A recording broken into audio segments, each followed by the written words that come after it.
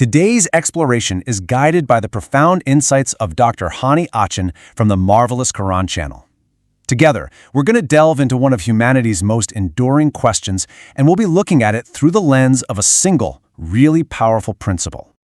You know, from the moment we become truly aware of ourselves, we start to wonder, are we the architects of our own lives? Or are we just following some pre-written script? It's a question that honestly echoes through every culture and every single generation. So, let's just put it out there, plain and simple. Do we have free will? Are the choices we make really our own? This is the fundamental question we're digging into today.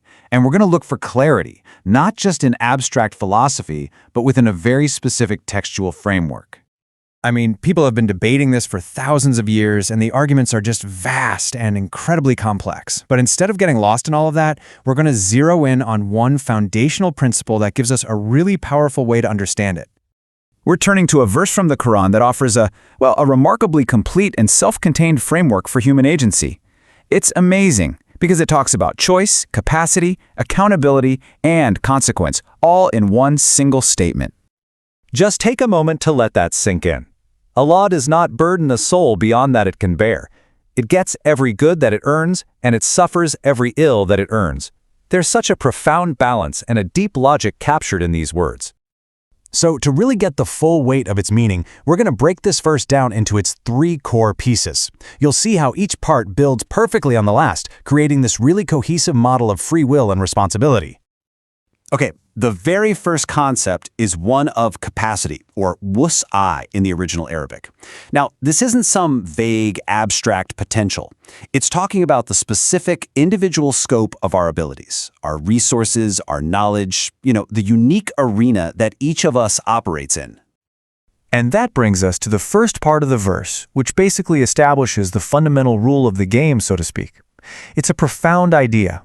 Our accountability is directly tied to our ability. You're only held responsible for what is actually within your capacity to do, or not do.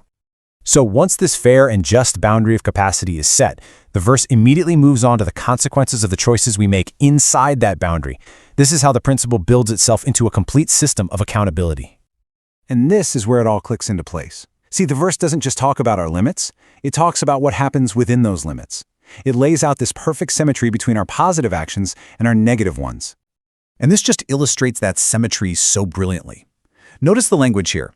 What is for you is the good that you earn. The verse uses the term kasabat. But what is against you, the ill you earn, uses a slightly different term, iktasabat, which implies a more deliberate kind of effort. The crucial point, though, is that you are the agent. The good is credited to your account, and the bad is debited from it. So let's just pull the final framework together. It's a really clear three-step process. First, your field of play, your capacity, is defined for you. Second, every positive choice you make inside that field is recorded for you. And third, every negative choice is recorded against you. It's a complete, totally logical system. And this, right here, is the key takeaway. In this view, free will isn't about having infinite, godlike options to do absolutely anything. It's about having meaningful, consequential choices within the real, specific circumstances of your life. It makes our decisions matter, precisely because they are grounded in our own reality. So this framework leaves us with a really powerful question to think about. If our agency, our free will, operates within a given capacity, how might that change the way we look at our own potential, and maybe even our own failures? It's a perspective that invites both humility and a really profound sense of responsibility. These ideas are based on the teachings of Dr. Hani Achin, and if you'd like to explore them further, we encourage you to visit the Marvelous Quran channel. Thanks for joining us.